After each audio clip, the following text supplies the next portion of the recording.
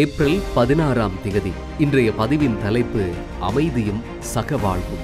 நாளை மறுதினம் புனித வெள்ளி. புனித வெள்ளியை தொடர்ந்து வரும் முதல் ஞாயிற்றுக்கிழமை ஈஸ்டர் ஞாயிறு. 6 ஆண்டுகளுக்கு முன்பு ஈஸ்டர் ஞாயிற்றுக்கிழமை இலங்கை வரலாற்றில் அதிகாரத்துக்காக செய்யப்பட்ட மிக கொடூரமான மிருகத்தனமான செயல் நமது நாட்டில் பல இடங்களில் நடந்தேறியது.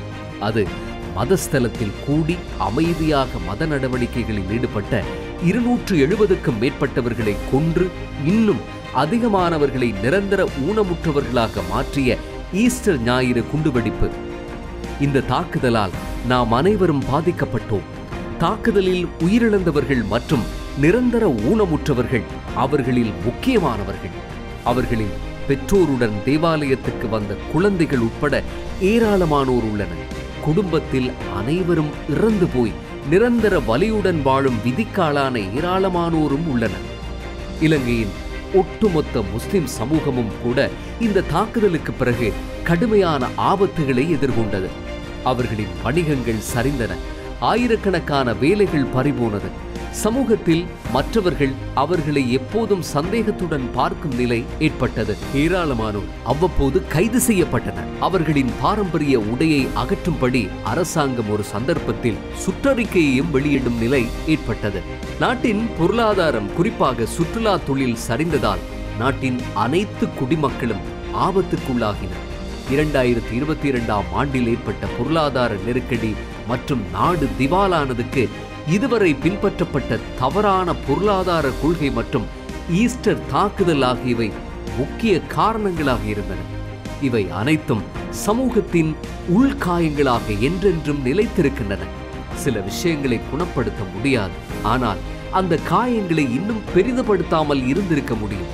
அந்த சோகத்துக்கு பிறகு இருந்த ஒவ்வொரு ஆட்சியாளரும் இந்த காயத்தை அதிகமாகவோ அல்லது குறைவாகவோ இன்னும் கிளறியுள்ளனர் என்பது நமக்கு தெரியும். ஆனால் தேசிய மக்கள் சக்தி அரசாங்கம் இந்த நிலையை ஒழிக்க உண்மையிலேயே அர்ப்பணிப்புடன் உள்ளது என்பது தெரிகிறது. ஈஸ்டர் தாக்குதல் தொடர்பான விசாரணைகளுக்கு இந்த அரசாங்கம் எந்த தடையையும் ஏற்படுத்தவில்லை. இறந்தவர்களின் உயிர்களையும் நிரந்தர ஊனமுற்றவர்களுக்கு ஆரோக்கியத்தையும் திரும்பிக் கொடுக்க முடியாவிட்டாலும் இந்த அரசாங்கத்தின் கீழ் அவர்களுக்கு நீதி கிடைக்கும் என்று மக்கள் நம்புகிறார்கள்.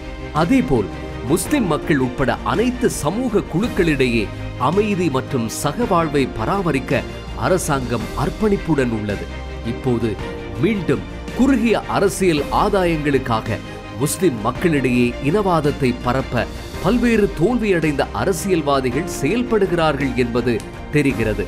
உண்மையில் முஸ்லிம்களுக்கு எதிராக மிகப்பெரிய சதித்திட்டம் தீட்டுவது தங்கள் மக்களை இனவாதத்தின் பக்கம் தள்ளும் இந்த குழுதான். முஸ்லிம் சமூகம் இதை பற்றி விழிப்புடன் இருக்கும் என்பதில் சந்தேகமில்லை. நாட்டின் பொருளாதாரத்தை நல்ல திசையில் நிர்வகித்து ஒட்டுமொத்த சமூகத்துக்கும் நேர்ந்த ஆபத்திலிருந்து நாட்டை மீட்க தேசிய மக்கள் சக்தி அரசாங்கத்தால் முடிந்துள்ளது. இந்த ஆண்டு ஈஸ்டர் ஞாயிறு தினம் குறித்து அவதானத்துடன் இருக்கும் குடிமக்கள் இந்த விஷயத்தை மனதில் கொள்ள வேண்டும் என்பது எங்கள் உணர்வு. அதாவது இறந்தவர்களுக்கும் துன்பம் மற்றும் கஷ்டங்களுக்கு ஆளானவர்களுக்கும் நாம் செய்யக்கூடிய சிறந்த உதவி அமைதி மற்றும் சகவாழ்வு நிறைந்த மக்கள் வாழும் ஒரு சமூகத்தை உருவாக்குவதாகும்.